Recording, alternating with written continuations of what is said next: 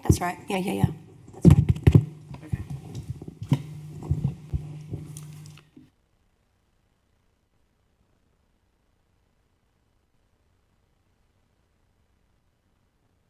Case doesn't mean go.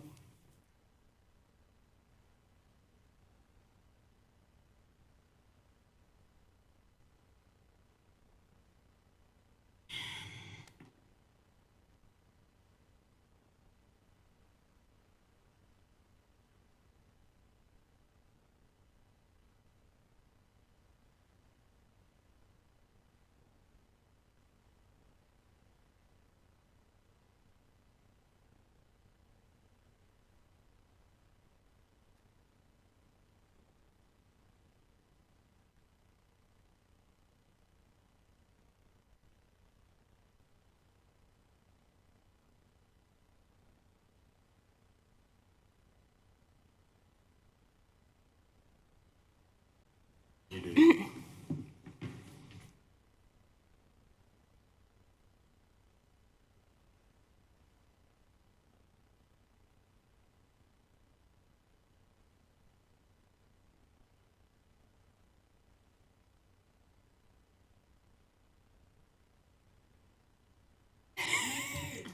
Maybe you should have just like. I remember which ones were good and which ones were good.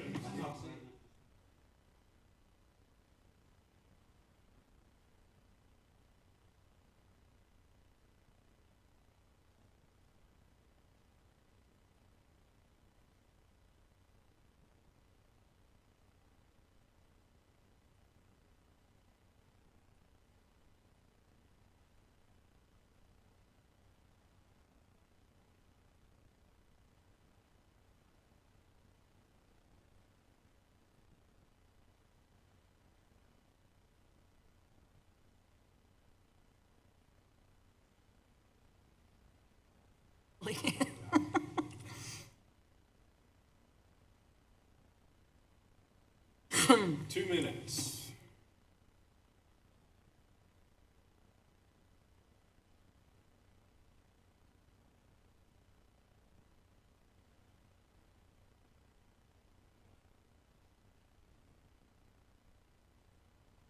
I don't know if you saw this.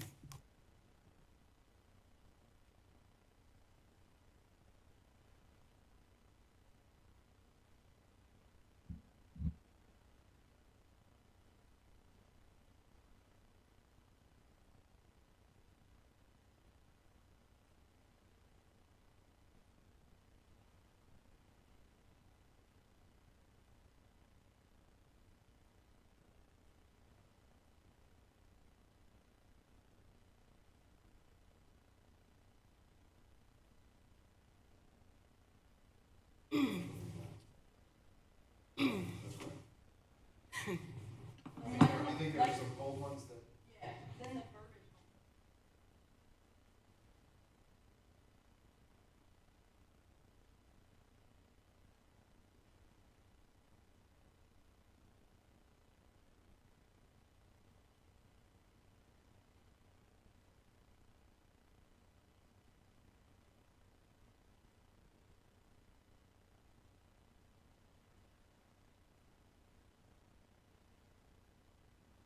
Just saying that one school year might just take out, just take out. I've got 5:45. We'll go ahead and call the meeting to order. If everyone would stand for a moment of silence, and then we'll have the pledge.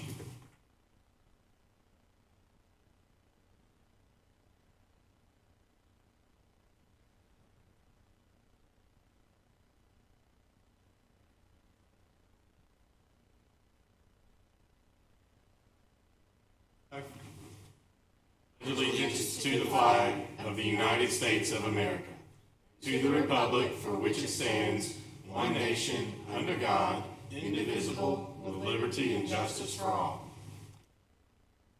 Madam Recorder, if you'd call the roll. Chairman Floyd, Present. Vice Chair Harrison, Here. Deborah Thomas, Present. Jeremy Burnett, Here. Michelle Childs, Here. Superintendent Horrell. Here. We do have a quorum. Mr. Superintendent, would you lead us through our agenda? I will. The first item on the agenda is the opportunity for public comment. Anyone from the public like to speak? Hearing none. Next item. Next item is the report section, starting with the TLN representative update. The legislature is not in session, so there's no report right now. Next item is the superintendent's report, and I do have a few things I want to report. The very obvious thing is that today was the first day of school for Lakeland school system, as well as most of our neighboring school systems. We had as smooth a first day of school as I can remember. It was very successful, and obviously there were, as usual, some late buses and things as we make those adjustments. But for the most part, the buses weren't even as late as they often are, and the car rider lines seemed pretty smooth. I think probably what's not lost on this group is that since our last meeting, we have had a ninth grade preview night for Lakeland Preparatory High School facilities. We've had a ribbon cutting, and we have had now the first day of school ever serving high school students. So we now officially have control of the facilities that allow us to become eventually a K-12 system. I know it's something we've talked about for a long, long time, but certainly at least needs to be memorialized, I guess. That's the main thing really that's been happening. I did want to give a few notes on enrollment, because that's something that obviously the board and the public are concerned with because of the budget and staffing implications and otherwise. As of today, and today's the day we kind of start just counting how many bodies are in the seats in the classroom. And what we had today in K4 at Lakeland Elementary School, we have 969 students that were in the classroom, and that's a kindergarten class of 153. I do want to note that's the smallest kindergarten class we've had in some time. That is in line with kind of the demographer's projections on what we could expect for kindergarten enrollment, which he has said, and I've said in this meeting, he's expecting to see those declines. And one of the the explanations that he gives for that is that in Lakeland and in a lot of communities like Lakeland, customarily you would see families move into communities with good school systems and nice homes, and they move in with young children or maybe to start a family, and they would keep those homes until the students graduate through the school system. And then typically, traditionally, what they would see is that those same families would sell those homes once they were empty nesters and maybe buy a smaller home or maybe move to some place that has different amenities that they're looking for without children. And that basically in this housing market and in this economy and maybe even post-pandemic, families just aren't doing that. So their kids are leaving the school system and then they're staying. So we don't have as many opportunities for those young families to come in. So as he noted, he said, you look around Lakeland and you see rooftops and you say houses, houses, houses. That's going to mean families, families, families. But in some cases, in not just our community, he's mentioned this in Germantown and lots of other places, those new rooftops just kind of backfill the enrollments that aren't being created by the turnover in the existing homes. So again, I'm not expert in that. That's from the demographer Jerome McKibben, but this does kind of fall in line with what his projections were kind of for those, as far as those early grades, the numbers going down. So that brought us today at Lakeland Elementary School. This does not count the special education preschool. That brings us to 969 students. The projection actually was for 991. So the kindergarten class was a little bit higher. So that's 22 off from the projection. The updated projection that we got, and when he did the projections for the ninth grade at Lakeland Preparatory School, he actually wasn't asked to consider the fact that some of them would go, potentially to Arlington or other school systems. So we kind of adjusted that projection based on us thinking that some of those students would go. And when we did a projection of 180 in the ninth grade, that got us to a projection of 1,052. And as of today, the number is 1,053. So pretty close on that. And that's with a ninth grade class of 174 that were in school today. So that brings us to a total enrollment of 2,022, and our projection was 2,043. So 21 off. So again, as I've said, his projections get more and more sophisticated each year as he learns more about the community and the school system. And So it was overall the main, I guess, takeaway from today. There was a lot of excitement in the buildings. Got to go to both schools and be there early on. It was fun seeing the kids. The ninth graders seemed excited. The kindergartners and their families seemed excited, and it's just fun seeing all that come to pass. I did want to give an update on the central office project that we've been discussing for some time, and some of this is new to the board as well. We obviously own the home on Old Brownsville Road and have kind of moved forward with some preliminary plans to convert that to a central office space for at least some of our central office staff because City Hall needs the offices back. We've already vacated one of the offices here at City Hall, so we have 2 staff members that were sharing an office that are now working from a combination of at home and in other sites. And we were kind of in the middle of that, and then we became aware that the Macon Road Baptist Church preschool, former preschool site on US 64 was for sale. We did an appraisal on the property. We made 2, I feel like, serious offers with different configurations based on the appraisal. And unfortunately, as of today, we have not received any response. So we wish we had. I don't know why, but at this point, we're kind of officially moving back to Plan A. That was an option that looked like it might be a good option worth exploring. It was contingent on board approval, so we would have had an opportunity to check that out, but they have declined to respond to our written offers, so we'll most likely move back to Plan A and converting the property on Old Brownsville. And that really concludes my report. Are there any questions? Any questions for the superintendent? Ms. Harrison? Do you have any updates on the field work or any of the construction that was still pending and timelines of that for LPS? Sure, yes, that's a great question. So what we're still doing the punch list and things on the main building. The next phase that we've asked the contractor to focus on, and I do want to note, I noted this at the ribbon cutting, they do technically have more days in the contract, so I don't want to give the impression they're behind schedule or in breach of the contract in any way, because they're not. But the next kind of milestone that we've asked them to hit is to have the home side concessions and restroom facility at the football field, as well as the football field house and locker room facility completed for the first home football game, which is August 16th. And I do think they're making good progress toward that goal. I went down and checked them out. They're kind of at a phase where, they're mainly trimming out things, and I think that's definitely doable to at least have access to most of it. I think they've said there may be a possibility where they have the kind of weight room area, but not necessarily both locker rooms, and they're seeing what they can get done.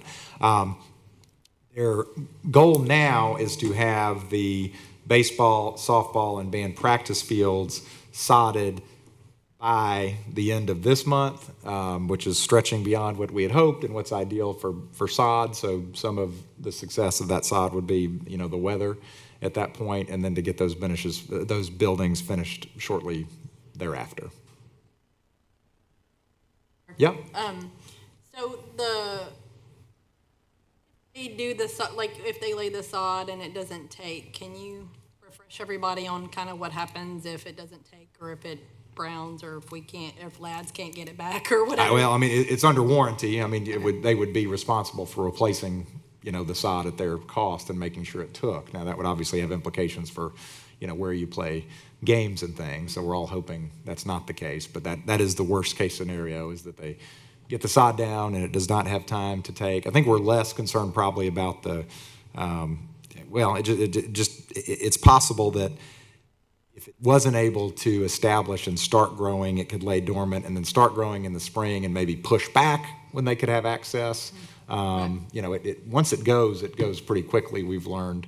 But the problem is the season starts, when it's still cold sometimes, as Thomas and many of you others have been to cold baseball games where it's not grass growing weather, but it would be at the contractor's cost.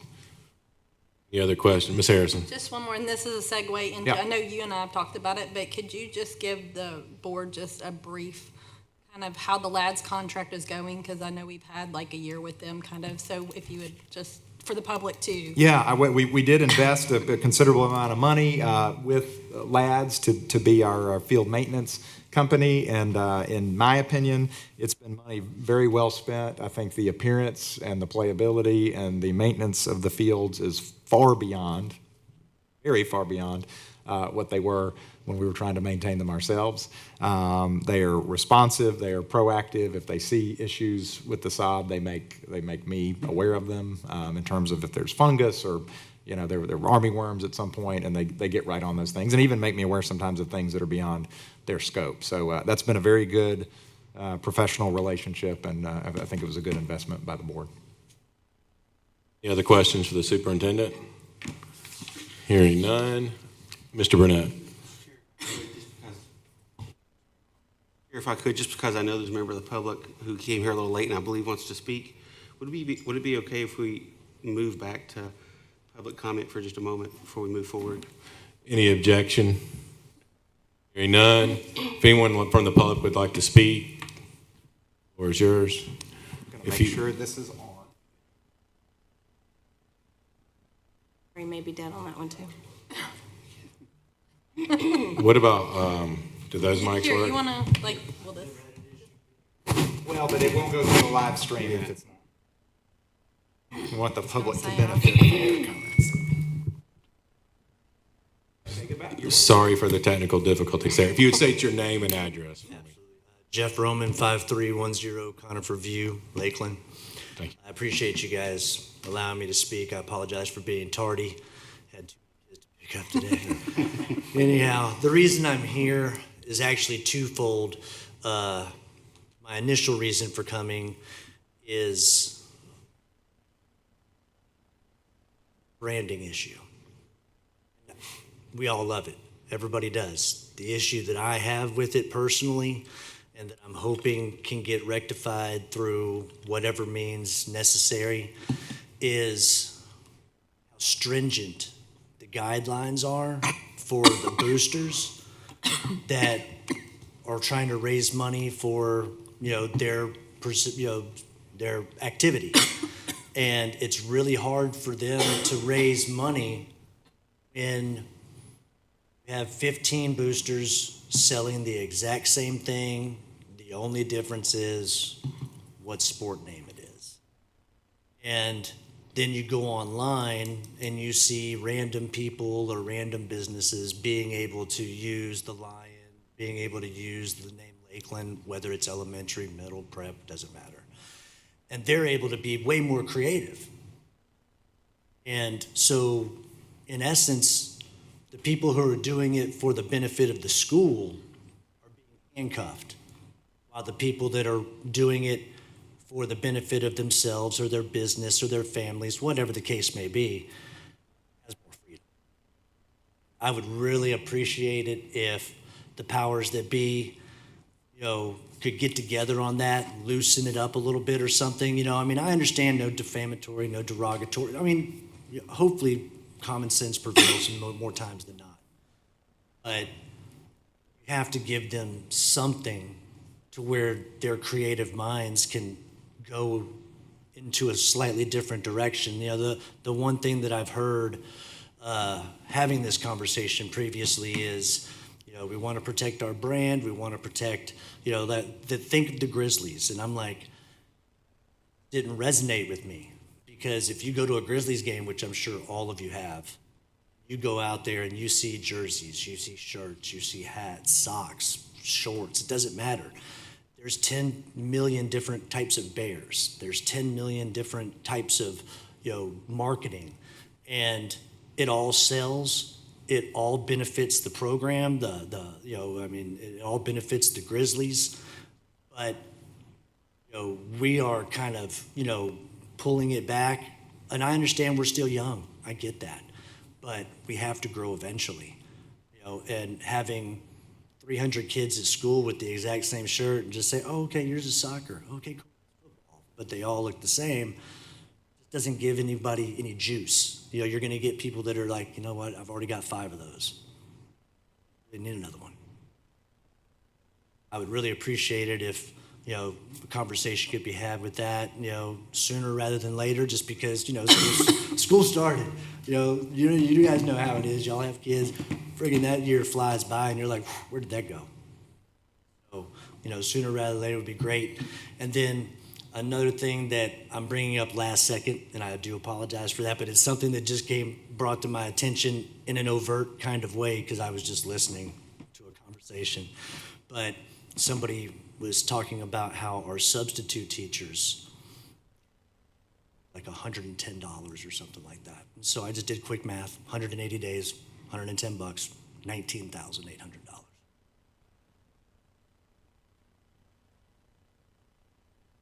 Not for this community. 18,800, that's below poverty line in my eyes. You know, especially when you got people out here arguing for McDonald's guys to get $15 an hour, and 110 a day was what, 13? They're dealing with 20 to 25 kids that we want them to teach.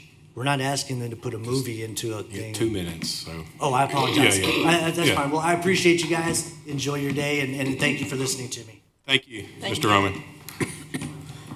Dr. Horrell, if you want to get your mic.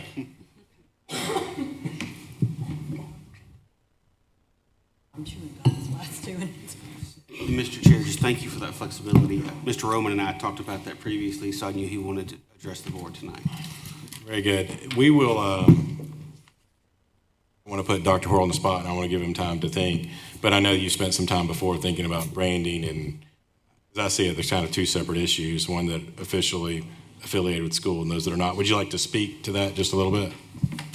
I can definitely speak to certain aspects of it. One thing I do want to say, there's not anyone outside of the school system that I give permission to use the Lion and the Lakeland branding. So any of the Lakeland trademarks or brand marks, if you do see people or anyone sees people selling those, let me know. I have reached out to vendors and said specifically, you don't have permission to do that. The one exception that we make is y'all forgive me, the PTA, I think, bazaar, the Christmas bazaar. Is that who? The market. Market night. the or market whatever. night. Yes. Okay, yeah, I think that's what they call it, is the market. They do have permission to generate original, Lions branded things for that event, but outside of that, they're not supposed to. I don't have any ability to keep people from using Lakeland if they use the word Lakeland and some generic lion or one of the lions that other T-shirt providers will recommend. I can't regulate that, but as far as the ones that we have trademarks on, I can ask them not to use those for sure. So I mean that's one aspect I can address. We have loosened up the branding this year. It probably doesn't feel very loose, but we tried to give some more variation with the fonts and things. But it definitely is. I won't disagree with Mr. Roman that we do keep it pretty tight. Our goal is that when people see officially branded Lakeland Lions items, that they do have our trademarks on them. So but at least, and what we said is we want at least one of the Lakeland trademarks on it. And if they're in our colors and there's a different font or a different design, as long as there is some aspect of our branding that's in there, we have let some of those things go. We have been fairly strict about the actual lion's head, just because every T-shirt vendor has one of every animal that they use. And I've been in, as a former high school principal at 3 different schools, I know that stuff can get out of control, and there's a lot of different Trojans at Millington, and we wound up with one of every kind of Trojan you could have, and there are different Red Devils, and I've seen all the Red Devils at Germantown High School, but there was a Germantown Red Devil that we tried to encourage folks to use. There was one Germantown G that we tried to encourage folks to use, and it can kind of become the wild, wild west pretty quickly. But I certainly understand the frustration with so many groups selling so many things, and in some ways it's perhaps a good problem to have, because we have so many groups that want to promote the school and the school system and make money. So I can definitely see that side of it as well. Thank you, Dr. Horrell. We'll move on to the next item. The next item we're back to the agenda, and approval of the agenda is the next item. Is there a motion to get this item on the floor? I'll move. We have a motion. Is there a second? Second. We have a motion and a second. Any discussion on approval of the agenda? Hearing none, all in favor say Wait, aye. I'm sorry. Thank you. Thank you, Ms. Millspop. We just barely got it in. Just barely got. I told her I was going to forget it, so she got it. There was one late arriving school support organization cooperative agreement from the Lakeland Education Foundation that we want to see if we could get on there. Could you state the name of that one for us? I'm sorry, that is the Lakeland Education Oh, Foundation. you did just say that, Lakeland Education Fund. Any objection to adding that to a school support organization agenda item? Nope. Hearing no objection, that item will be added. Any other discussion on the agenda? Hearing none, all in favor of approving the agenda, say aye. Aye. Any opposed? Agenda is approved. Next item. There's nothing on the consent agenda, so the next item is a presentation by Matt Adler, Director of Assessment, Accountability, and Data.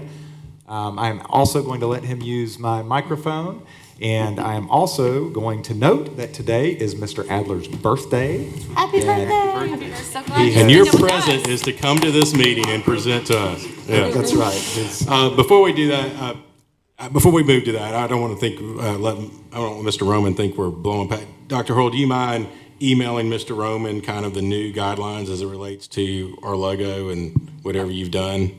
That way he'll have what we've done. He may know already, I don't know, but that, and then Yeah, we can do that. Then if we Absolutely. need to continue the conversation, we can. Yep. I'm sorry, Mr. Adler. And let me also say thank you. I know you're one of those people that is all Lakeland all the time and works hard on behalf of our kids and our teams, and but we all, I know, appreciate that. Everything you say is with the best interest of the community and the kids in mind, so thank you. Happy birthday, Mr. Adler.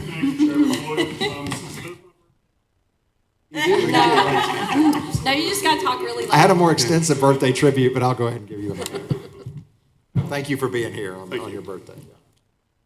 As always, Dr. Horrell, Chairman Floyd, and the school board, it is a privilege to present to you another round of data. It seems like it's been a while since we've talked about data or talked about testing, but this is very fitting to talk about it now at the beginning of a school year, because this is our launching off point for the 22-23 school year. And also, the whole purpose of this is to benefit our students. That's the bottom line. Keep them the main thing, which is our Lakeland students. This is going to be a lot of data. I am not going to go over every single cell of the data. I do realize that you've seen this presentation. It was emailed to you, so I'm going to try to do some broad strokes. But basically breaking it down to the spring benchmark. It used to be CASE. It has a new name for this year. I won't talk about that now. But our CASE benchmark, the third one that we did back in the end of February, and how that compares to our TCAP results from April. We're going to talk about the district grade band success rates for grade bands 3 through 5 and also grade bands 6 through 8, which is how the state breaks down the success rates. We'll talk about the subgroup success rates, and then the late breaking news was the pre-ACT data and college readiness and where our students are tracking in relation to our ACT, which now that we have high school grades, ACT is a measuring point of how successful your high school is. So starting now is actually very, very important. So, broad strokes, the ELA, the results in terms of how TCAP compared to our third benchmark. In grades 2, 3, and 8, our students performed better on the benchmark than they did on the TCAP. But in grades 4 through 7, the students performed better on TCAP than they did on benchmark 3. If you look at both of those, the number is less than 10% change. So what that tells you, and it's going to be very similar to the other grades, is that CASE was a very good predictor for how our students were going to perform, whether they outperformed CASE or whether they performed a little bit, I guess, not as well on TCAP as they did on the benchmark. It's still a pretty close indicator of how our students are doing. Math. Can I interrupt one?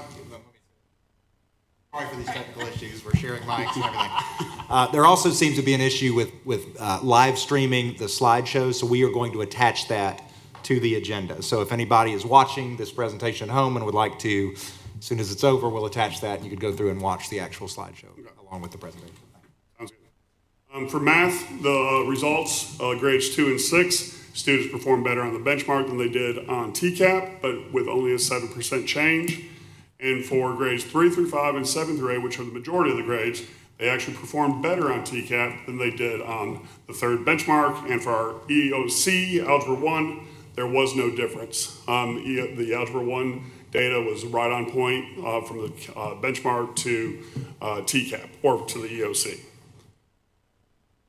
Science results, very similar. About half the grades performed a little bit better on the benchmark than they did on TCAP. The other half performed a little bit better on TCAP than they did on benchmark, but again, you're talking a 5% change, 6% change, which is well within, and of course, I don't know the statistical analysis in the air and how many deviations away this is by any means, but it is close, and as I said already, it is a very good indicator of how our students will do on TCAP if they're taking the benchmarks throughout the year.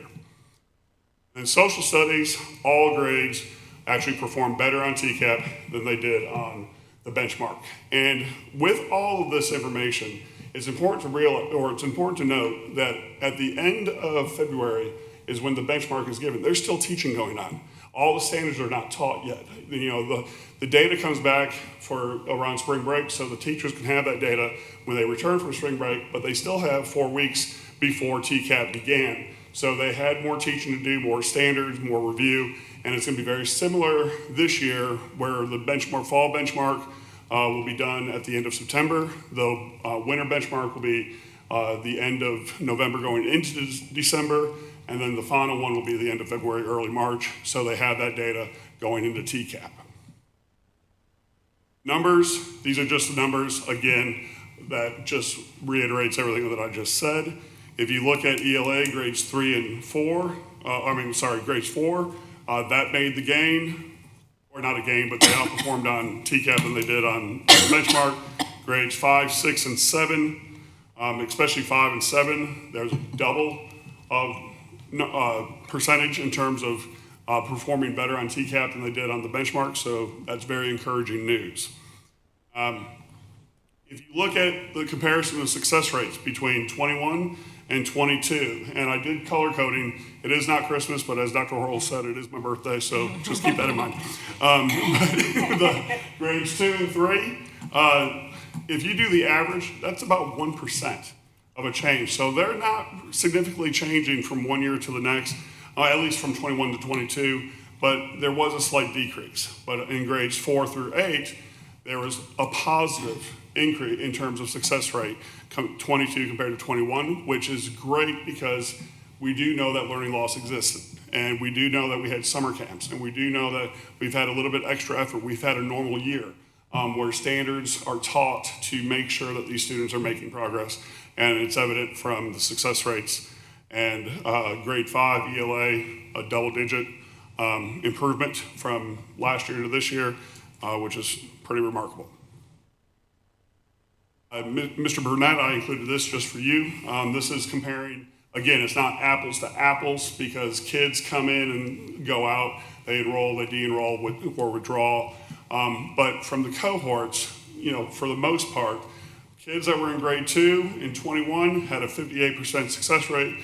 Those same students that are now in grade 3, 58.3. That's a very slight decrease. But again, about half of them, there was a decrease. The other half of the grades were increases. But again, that's not apples to apples, but it kind of gives you a good idea of how the students are performing from one year to the next in terms of ELA. Math, same thing, very similar. Grades 3 and 4 had improvements, or on TCAP compared to the benchmark, but nothing earth-shattering, but there was improvement, which was good. And then if you look at 8th grade math, I really do want to highlight this. There was a 16% improvement on the TCAP compared to where they were on the benchmark in February, which means that more teaching happened, more learning occurred, and we still have steps to take, and we still have steps to move forward, but we're going in the right direction, which is it's encouraging. Did the same thing with grades 2 through 8, but 8 has 2 subjects, it's math and algebra 1, and the algebra 1, I really do want to highlight that because if you're already at 94.7% of a success rate and you move up to 97%, that may be only a 2.7% change, but you're still improving the teaching and the learning that's happening with those higher level and higher performing kids. Grade 5 math, massive gains. 16% change from 22 to 21, which is that was very nice to see. And the other areas, if they decreased, it wasn't significant. Grade 2, yes, that number is kind of large, but grade 2 is an optional test. This is the first time these students are taking a test, and we now know where they are starting in grade 3, which of course will help the teachers prepare them for the 3rd grade TCAP. And then if you look at math results, this is something where it's an area of focus. I wouldn't say it's an area of concern by any means, but it's an area of focus because it's taking those cohort of kids and how they were in grade 2 and how they are in grade 3, how they were in grade 3 and how they are in grade 4. The majority took a little bit of a dip. So let's refocus our efforts on that math. Let's build up those math skills, and we should see those improvements. But again, a lot of those numbers are very small numbers. It's less than 5% for most, and in some cases even less than 1. Science, about, like I said in the very beginning, about half of them performed better on TCAP than they did on the benchmark. The other half didn't perform as well, but it wasn't drastically different than how they performed on the benchmark. Again, majority performed better on 22 than they did on 21, which again, these are all the steps in the right direction for our system, for our students, for our schools, and the teachers are making progress with the students. And with the science results, again, comparing cohorts, younger grades performed a little bit better. The older grades, it was a little bit different from one year to the next. But again, areas of focus that I would jump out at, that this would speak to me, would be grade 5 and grade 7, and going into grade 8. Looking at grade 8 and grade 6 standards, and what are we doing in science to improve those areas. And then grade 3 and 4, that's a massive difference between 22 and 21, and they need to celebrate, which I'm sure they already have. In social studies, there was improvement across the board, as I've already said in the very beginning, where all grade levels improved from 22 compared to 21. And even with comparing the grade levels from 6th grade to 7th grade to 7th grade to 8th grade, there were improvements. So social studies are doing very well.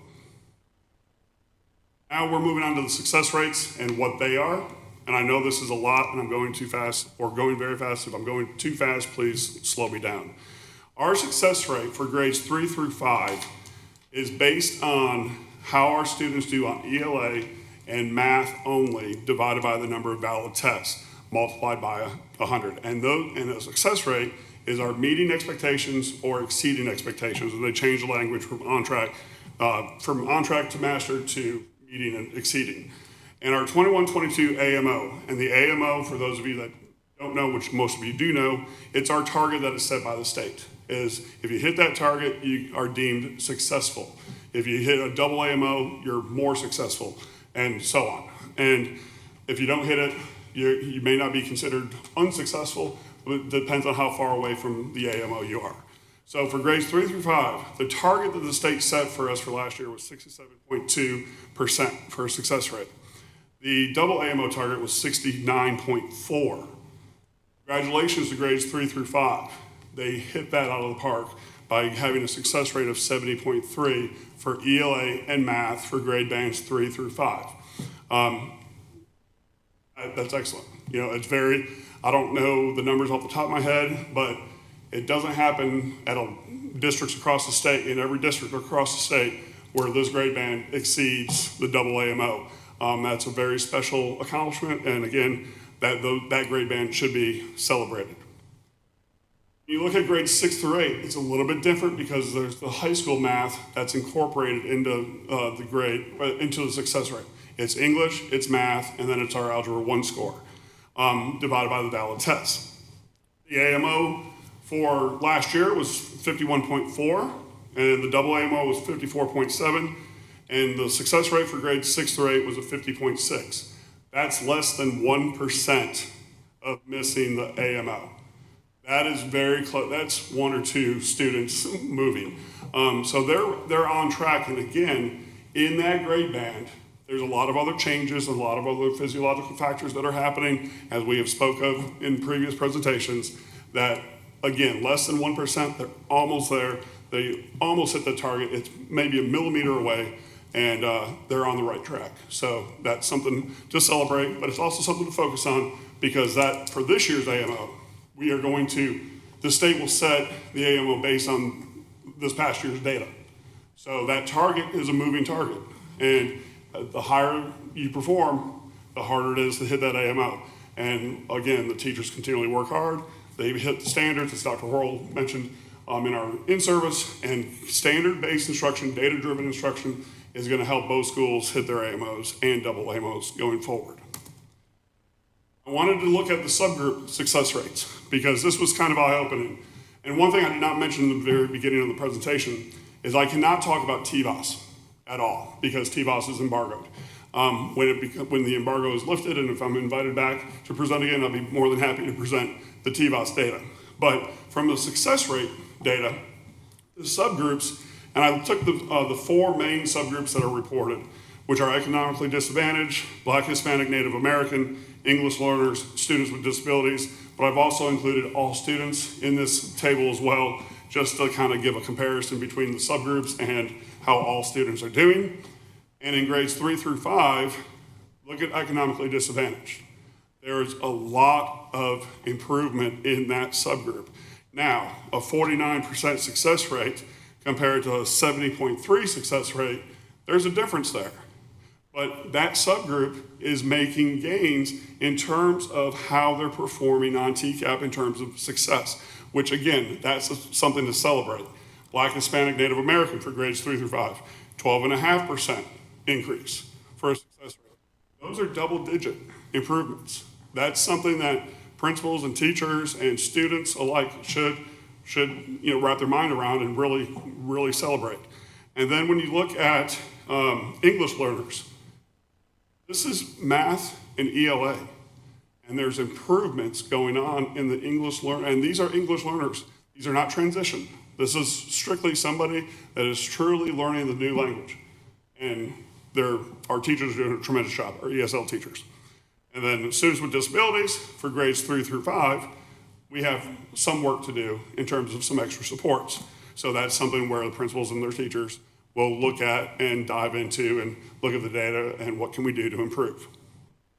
You look at grades 6 through 8, again, it's including ELA math and high school math. It flips.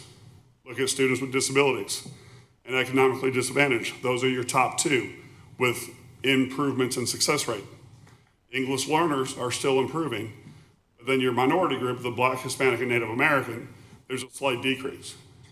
I don't think it's anything to worry about, but it is a slight decrease. So again, let's focus. What are we doing to support those students?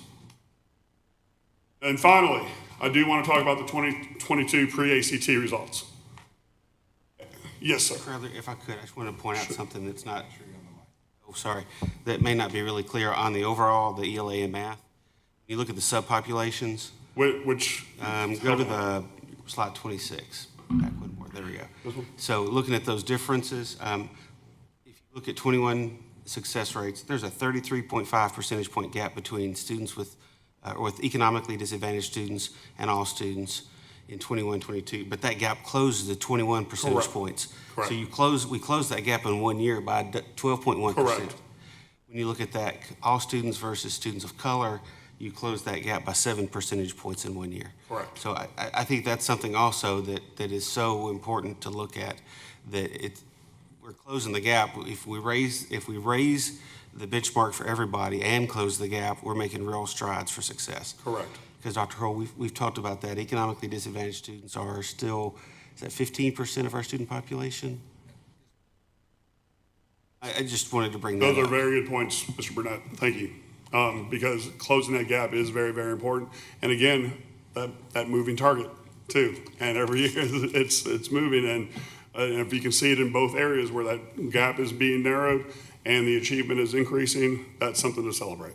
And the kids can belong to more than one subgroup as well.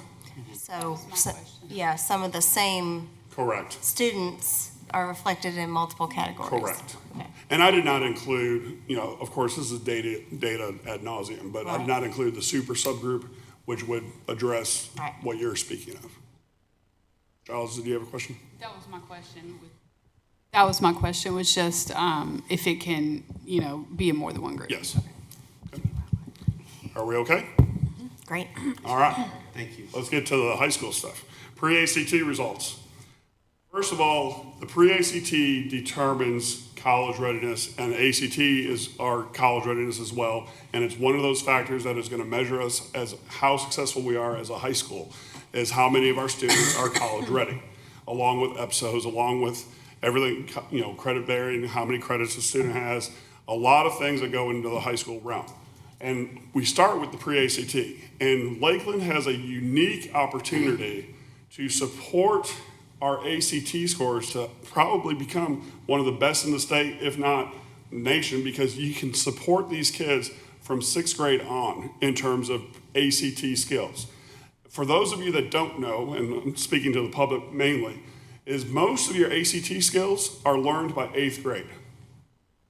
And you don't need the higher level courses to really influence how you're going to do on the ACT. But students need to know how test taking strategies, they need to know how to read graphs in terms of science, they need to know how to increase their vocabulary through reading, increase their comprehension reading, and all those skill sets can be worked on middle school, going into 9th grade, going into ACT workshops in 10th grade. So when they take the real ACT in 11th or 12th grade, they all will take it in 11th grade, they'll have a good opportunity to really show success. I am very encouraged about the pre-ACT results I'm about to show you, but I need to give you some background information first. First of all, the college readiness standards and the pre-ACT college readiness standards is a score that will help a student either a probability of 50% of getting a B or higher in a college level course, or 75 to 80% of getting a C in a college level course. And those benchmarks are set based on scores. And in 8th grade, the benchmark is lower than 9th grade, lower than 10th grade, lower than 11th, because of course, students are gaining more knowledge as they go through the high school grades. Pre-ACT 8-9, which is what we took back in May, and the pre-ACT readiness benchmarks are linked to the ACT college readiness standards. And this all comes from the pre-ACT website. And then the students scoring at or above the readiness benchmark in grades 8 through 10 are projected to be college ready by the time they are in grades 11 or 12. So that's the lens that I need you to look at the pre-ACT data through, so you have an understanding of how well our students are doing already. And again, with minimal preparation, there was a shot in May, where next year I'm proposing that the pre-ACT is given in March, so it's in line with when the real ACT is given at the high school level. And all those changes will help our students be successful. So our ACT college readiness benchmarks. Benchmark for English is 18, and that is linked to success in English composition. Mathematics is 22, which links to college algebra. Reading is 22, links to your other humanity courses. Science is a 23, links to college biology. And your STEM standards on the ACT or the pre-ACT is a 26, which leads to success in calculus, chemistry, physics, engineering, more difficult courses. As you can see, the ACT college readiness benchmark standards are going up in terms of score because those courses also get a lot more difficult as in terms of enrollment or in terms of what those students take at a college level. So for 8th grade, for English, the college readiness standard score is an 11. Now, if my son comes home with an 11 in junior year, I'm not going to be very happy. But an 11 in 8th grade projects the student to be college ready by the time they get to grade 11, which is at 18, scoring an 18 in grade 11 or 12. Out of the 176 students that took the pre-ACT this past May, 85% of our students, our 8th graders, our current 9th graders, are already projected to be college ready. That's remarkable, in my opinion. Mathematics, the subscore is a 16 out of the 162 students that met that benchmark, 78.3% are college ready. In reading, 16, 73.9, and then in our science and STEM, of course, the benchmark scores are higher, it's more difficult, and the percentage of students that are college ready at this point is a little bit lower in that regard. cases, they've not covered content yet either. Correct. Sorry, let me repeat that for the public. But in many cases, the content has not been covered yet either. Yes, correct. But when it comes also, when it comes to ACT, especially with science, it's not so much the content. And actually, any ACT prep person will tell you, any ACT trainer, their science is really not the content that they're testing you on. They're testing you on, can you read graphs? Can you interpret data? Can you look at trends? And that is what determines success in the science area. And that's a big misconception because students will go into that test, again, as a former high school chemistry teacher, they would go in and be like, there's no chemistry on this ACT. What are you doing? Why are we doing this? And so I started incorporating ACT warm-ups and graphs. And as soon as I did that, students would come back and said, my sub-score in science was the highest sub-score because I knew what to expect. And a lot of times that's what the case is. But also, yes, in math, there are skills that they haven't been taught as well. Then the last few slides, I just want to give you our distribution of how our students performed. And our composite for the pre-ACT, our average was an 18.2, and nice little bell curve. And again, you have these slides so you can look at these numbers. With math, it was almost two ends of the spectrum with an average of 19.9. A lot of students performed in the 26 to 31 range, 28 to 32 range, which is spectacular for an 8th grader. But then you have that clump that's near the, 14, 15 range. Science, again, you get a little choppy with our pre-ACT average of a 17.1, the majority being that 16 to 21 predicted ACT range. And STEM, again, the higher the benchmark for the college readiness, the harder it is to meet that. But our STEM average for pre-ACT, and there is no STEM component on the ACT, so I'm still doing some research on that. But that average was an 18.7, but kind of heavy, trending, skewed left, which we have some work to do there. And our ELA, our pre-ACT average was 16.4. Again, a more skewing right, which is kind of nice. And get those kids to read. Kids, if you're listening to this board meeting, make sure you do your summer reading. It's very important. I'm really kind of talking to my son, but I know you're watching. And then reading is 18.9. And again, the more the kids read, the more fluent they become, the more the easier it becomes to comprehend what they're reading, and they're not just reading words, but they're reading for purpose. Any questions that you may have? Yes. Ms. Childs. Okay, I have a couple questions or comments. Sure do. My first question is on the ACT part. Do they take the actual ACT, because it's calling it pre-ACT? So I'm just wondering, was it the ACT test? Or no, they took the pre-ACT test. Okay, so that's a different test. Correct. Okay. It's used more of a predictor, as a predictor, where the ACT is used for entrance examinations and right. what they can use. Okay. They can't submit a pre-ACT score for any like scholarship or college admittance or anything. And it's really the pre-ACT is to be given just to make sure that the kids are on track to make sure they're meeting the benchmarks. Okay. Yeah, I was just curious because, I mean, I know the program ended, but there used to be like a Duke TIP program, and they would actually take the actual ACT and they had it graded like, here's what's considered gifted if you're in 7th or if you're in 8th. So, okay, Thank you for the clarification. The other part, I just wanted to, I guess, note an observation I had. So not social studies, because that was only for 6th, 7th, and 8th, but the other 3 categories that were ELA, science, and math, where you could look at grades 2 through 5 versus 6 through 8.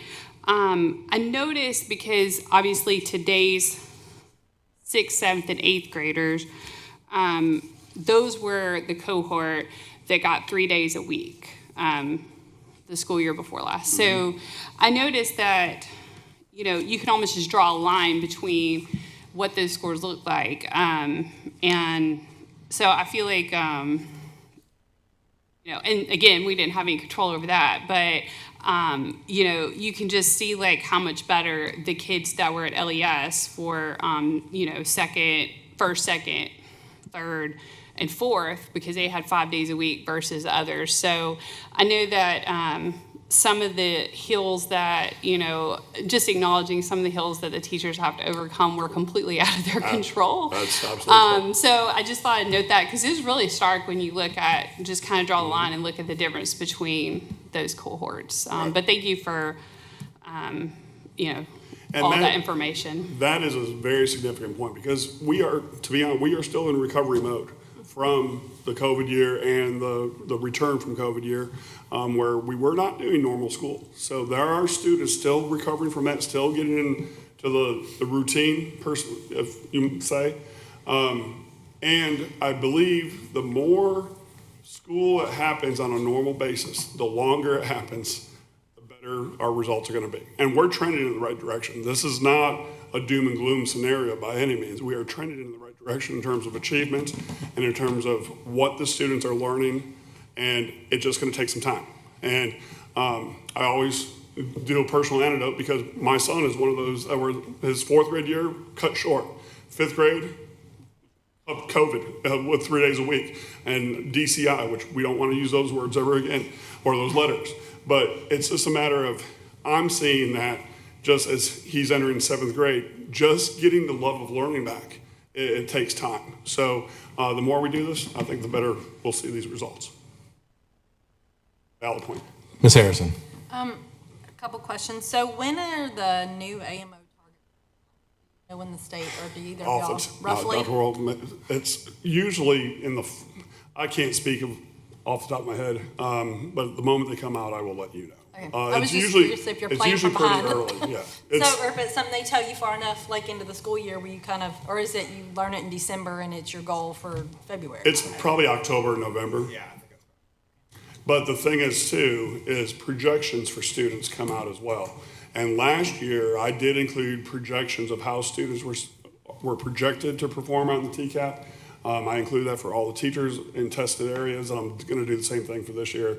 So they have the blueprints, and they have the data, and they have everything they need to have a very successful school year. And so just to preview or talk about this year's measurements, so we'll have EOCs in English, biology, and the subjects where the state has EOCs. So looking forward, we'll be measuring those and doing whatever the new word is, benchmark testing for those as well? That is correct. Okay. And then the last thing, and I was just kind of looking and thinking about, okay, has there been any look at correlation between day of week that a grade level is testing for a certain subject to whether they do better or not if they're testing on Monday for math versus Wednesday or math? Has there ever been any studies about whether they're fresh, off the weekend and they've been rested, or they're restless from being off the week? Has there been any look at day of week correlation? I don't know of any specific studies, but I just know what I experienced as a teacher. I never tested on a Monday because they were coming back and they needed to get back in the groove. And once they were in the groove, Tuesday through Friday, all bets were off, and they always seemed to do better. I despise the fact that AP exams were always scheduled for Monday because they do have the weekend, and they're still kids, they're teenagers. Yes. But that's not official scientific research. That's just Matt Abbott research. But it's just a matter of the testing window is so tight that the state sets that we have to use as much time as we can to get these students tested. For example, subpart 1 for ELA has to be done that first week of the testing window. So if you have a lot of students and you want to get them done plus allow makeup time, coming in and beginning on Monday we may not have a choice. I was just curious if, I don't know, and this or is testing fatigue. Yes, Yeah. Whether you run into testing fatigue by the end of the week, Right. and so it's better to schedule the more grueling ones in the middle of the week, and maybe if social studies the kids seem to favor, whatever, the majority seems to be favoring or doing well in or succeeding in, those maybe would be scheduled at the beginning of the week, the middle of the week, maybe the more grueling in the end of the week. I don't know, just something to think about long-term about how to look at if there's any correlation to where the kids are. And by week 2, I'm sure they're all exhausted, and including the teachers too. So, Yes. So just some thoughts there, if there's any data out there. And so you said the T-BOS are embargoed. Is there a date for when I we're want to say expecting? it's August 15th off the Okay. top of my head. Okay. It may be August 12th. I have it in my office. Okay, I no can problem. shoot you, or I'll shoot Dr. Horrell an email and he can let you know. Any other questions for Mr. Adler? Mr. Burnett? And this may be more for Ted as we talk about this. Mike? Ms. Childs and I were at this Law Institute, and they were talking about the new funding formula, and the AMOs and those targets were brought up. And I don't have my notes with me, so I'm asking because I can't remember.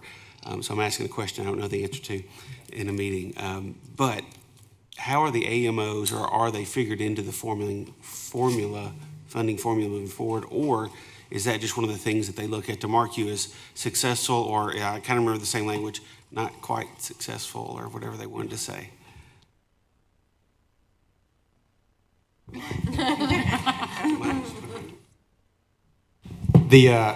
think right now, the main way they're going to factor in is in the new letter grade system that's going to be utilized. I believe the AMOs are part of the overall calculation that's going to determine the letter grades that have been, that were passed by the legislature several years ago, but have not been able to take effect due to the lack of validity of the tests. Now, there are some outcome-based elements of TISA, the funding formula, and I don't know if just strictly hitting the AMOs is included in that, but I do know it's part of the district determination, where they talk about exemplary or approaching or needs improvement or those things. That's where we know it comes into play right now.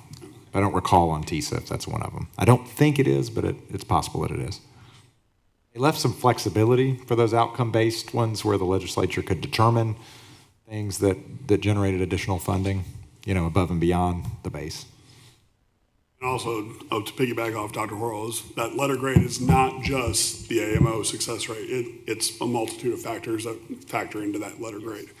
Chronic absenteeism, our English learners, our achievement data, our growth data.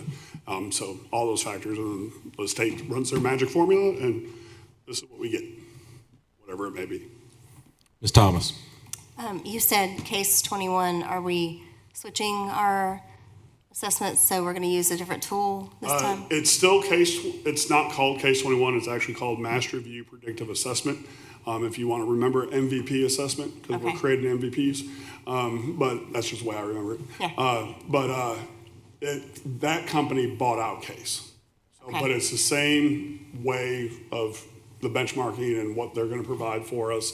And one thing I do want to mention about the benchmarking is grades 6 through 8 plus EOCs are all online in the spring. That's computer-based testing for our TCAP. So we're going to prepare our students to take benchmarks with the computer-based, and grades 3 through 5 will be paper-based, which is a significant difference. So I know on some of the benchmarks, in some of the subject areas, they could select which standards they wanted to test, right, in some of the earlier benchmarks, but then benchmark 3 was all the standards for all the classes, Correct. ELA was comprehensive from day one. Right. The pacing guides were provided by teachers through the instructional supervisor to our MVP assessment,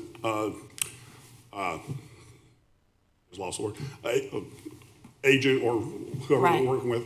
Right. And, I'm sorry? Representative. Representative, yeah, thank you. That's the word I was looking for. It's my birthday, give me a break. We're working with those representatives to kind of get closer to what we want for our benchmarks. Any other questions for Mr. Adler? Ms. Childs? I had one more. Could you speak a little bit about, since this is a new process, the middle schoolers being scheduled for intervention and how that will relate to this, or will it at all? I really can't speak of that. I'm not sure what the new intervention program is over there, but if intervention is done the way it needs to be done, where the supports are provided, and all students are taking intervention, your students that are on the high level are going to be able to be pushed further and achieve more, and the ones that need extra support will be given those standard-based skill sets, the foundational skills that they need to be successful. But Again, I don't want to speak of that because I'm not familiar with that. Any other questions for Mr. Adler? I mean, I will, well, he didn't mention, I know he knows this, but just so we're on the same page, that's based on easy CBM. So that's benchmark data, the actual intervention period assignments for tier 1, 2, and 3 through RTI squared is based on, and that's yet another assessment data point, but it's not included in the ones that Mr. Adler reviewed, so.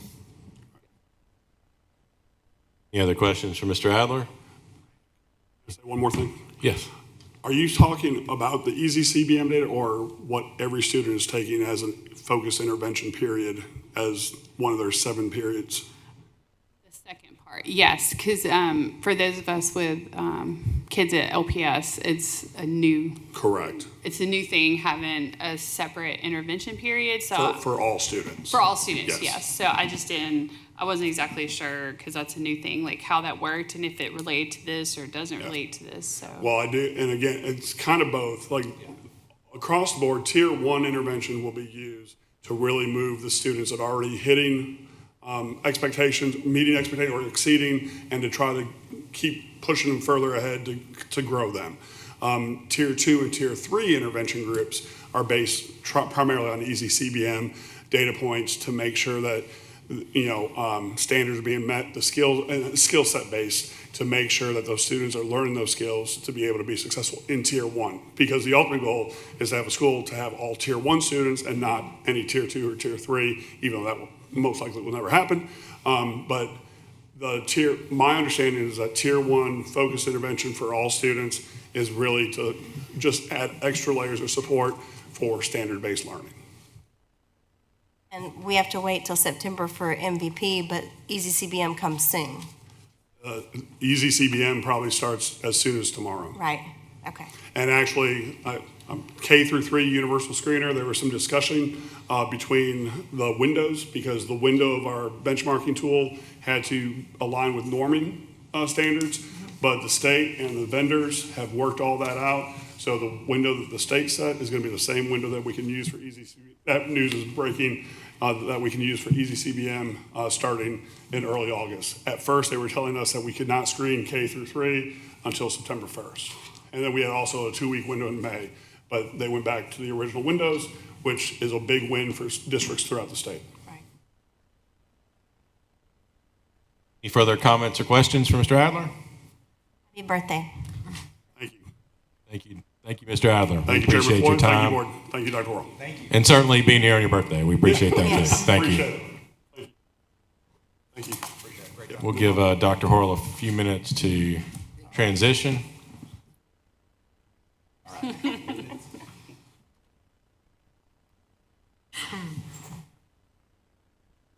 Thank you. And thank you again, Mr. Adler. We appreciate that. Excellent presentation as always. All right.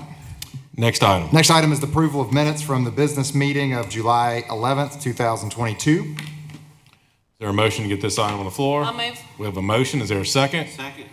We have a motion and a second. Any discussion on this item? Hearing none, all in favor say aye. Aye. Any opposed? Motion's approved. Next item. Next item is discussion action on approval of 22-23 textbook and curriculum recommendations. Is there a motion to get this item on the floor? I'll move. We have a motion. Is there a second? Second. We have a motion and a second. Dr. Horrell, would you like to speak to this? Yes, we have on the agenda and links to the 22-23 academic planning guide and the 22-23 grade 9 curriculum guide. This was put together through a pretty stringent vetting process that did involve teacher feedback, involved numerous vendors that came in and made presentations to school teacher groups so they could give, and this is, let me say this primarily deals with the 9th grade, since this is the new grade that we're adding. And as such, we're doing this outside of the adoption cycle because we need all these textbook and curricula, and we can't wait for the adoption cycles to come through. So I want to especially thank Gina Decker, the vice principal at Lakeland Preparatory School, for her leadership on this, and she worked closely with Ms. Martin and Ms. DeLoso. So, and thanks to all who were involved. Any further discussion on this item? Ms. Thomas? I would like to abstain on the voting for the curriculum guide. I work for a contract with a company that has a textbook division, so I just want to be on the up and up.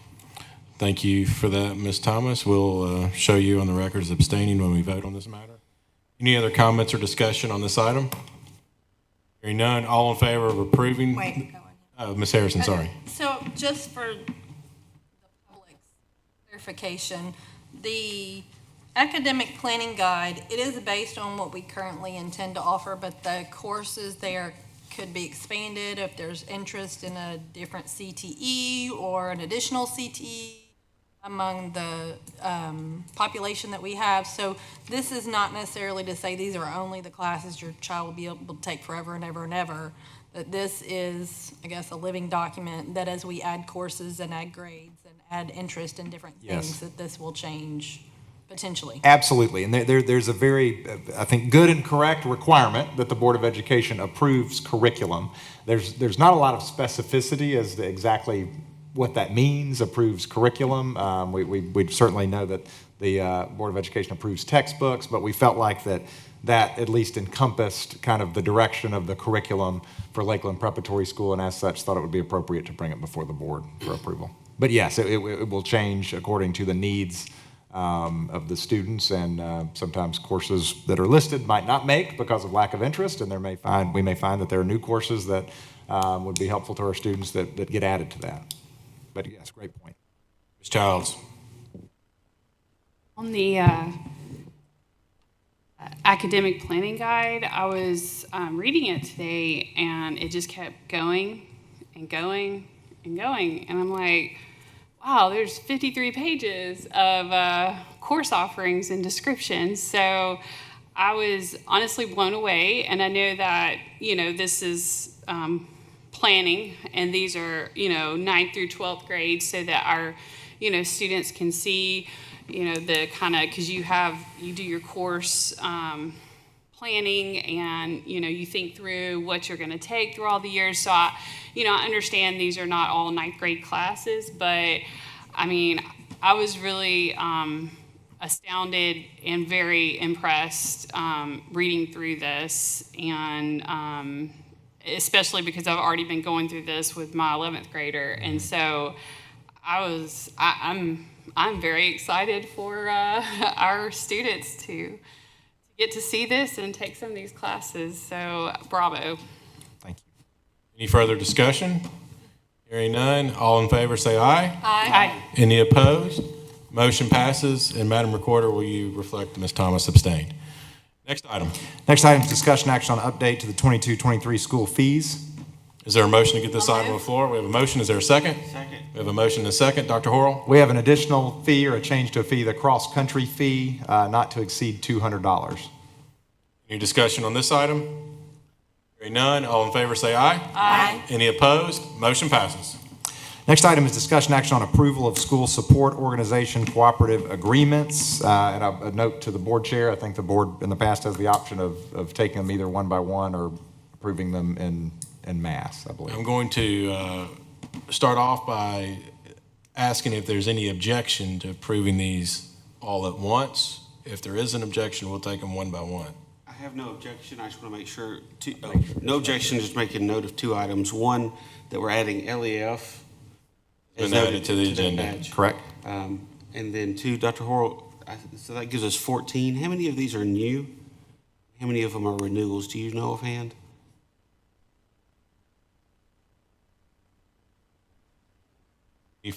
Any further discussion? All in favor of approving, say aye. Aye. Any opposed? Motion passes. Last item on the agenda is review of the board evaluation. Is there a motion to get this item on the floor? I'll move. We have a motion. Is there a second? Second. We have a motion and a second. Dr. Horrell? This is where we take the opportunity annually to make sure that the board is comfortable moving forward with the TSBA board self-evaluation model. If you are, I'll reach out to the TSBA and arrange for that instrument to be delivered to the board members, and they do the tabulations for us. Just wanted to be sure of that, since it is the board's at the board's discretion. Any objection to using the same model that we've used in the past, the TSBA model? Hearing that there's no objection, Dr. Horrell, will you reach out and begin that process for us? Absolutely. Very good. Dr. Horrell, next item. There are no more items on the agenda. We move to the Announcements, Are folks? there- I want to say one thing before we do announcements. We had a really nice ribbon cutting, and Dr. Horrell went out of his way to thank a lot of people. And it struck me that we never recognized Dr. Horrell for the work that he's done in getting this building completed. And I know for a fact that there were items that would have been missed or would have not been done the way they were if it weren't for his effort, energy, time, and commitment. That really can't be understated. That a lot of this was done during COVID. There was a significant amount of challenges in doing this type of project anyway, and then doing it under the circumstances that he had to deal with. It was a huge success, and I think it exceeded all of our expectations, and would be wrong for us not to recognize you and your effort to get that done. And I apologize for not catching it, the ribbon cutting, because that's probably where it should have been done and said, but nonetheless, I'm doing it and saying it now. So thank you, Dr. Horrell, for your efforts in making sure the project turned out as well as it did. That means a lot to me, and it's an honor and a privilege to have the trust of this board and this community, and it's definitely a highlight of my career, certainly, to see it come to fruition. And I want to thank all the board for your feedback, encouragement, and support. Thank you. Any announcements? Ms. Harrison? I would like to request consideration for the next agenda, considering we're talking about the school opening, and even though Chris Woods has more time, but Dr. Horrell's work, as you just committed him, I would like to request to be added to the September agenda to consider a bonus for Dr. Horrell for his work in opening the high school. Just how amazing it's been, the feedback, the community, it's wonderful. So I'd like this board to consider at the September agenda. Has been the policy of this board. Any member can add an item to the agenda. I have no objection as chair, and I'm assuming Dr. Horrell has no objection. I have no objection. So we will add that item, and it'll be up for discussion at our September meeting. Okay, thank you. Any other announcements? I do have one, and I think it's a big one. We have I believe, and Dr. Horrell can correct me if I'm wrong, we have what I believe to be our first high school sporting event on campus, August 15th, which is the high school volleyball game. I believe it's at home, August 15th. And so mark your calendars. It's another first. I feel like all we do is firsts around here. I think high school But- girls soccer, do they have a game against Cordova tomorrow night? I don't know. I could be wrong. It's on the school calendar. So I there could be might wrong. Is even that at be- home? It says high school girls soccer versus Cordova. It doesn't say at Cordova, it says versus, so it may very well be the first home game. I believe that is Yes. accurate. So tomorrow So night, the soccer I at think home. the soccer at home tomorrow Yes. night at Tomorrow 6 night, p.m. that'll be the first high school. high school that's sporting gonna be the event first. on At home, campus. yes. And then volleyball, and I that's think football shortly thereafter. So come out, see the first high school game, soccer tomorrow night. What time, Ms. Harrison? 6 p.m. is what the 6 calendar p.m. says. Yes, that's Yep. on the calendar. Yep. Big deal. Took us a long time to get here. Yes. It's So I'm not sure which are unbelievable. they playing, do you happen to know which side they're playing on? Like, are they playing at the annex or the? Oh, it doesn't say. It So does Sorry, not Dr. say. Horrell. No, no, I didn't no, mean to that's put you okay. on the spot. No, I know last year don't they know played that. at the annex, but I don't know if that was due to the construction or not, so. Yeah. I don't know the answer. Very good.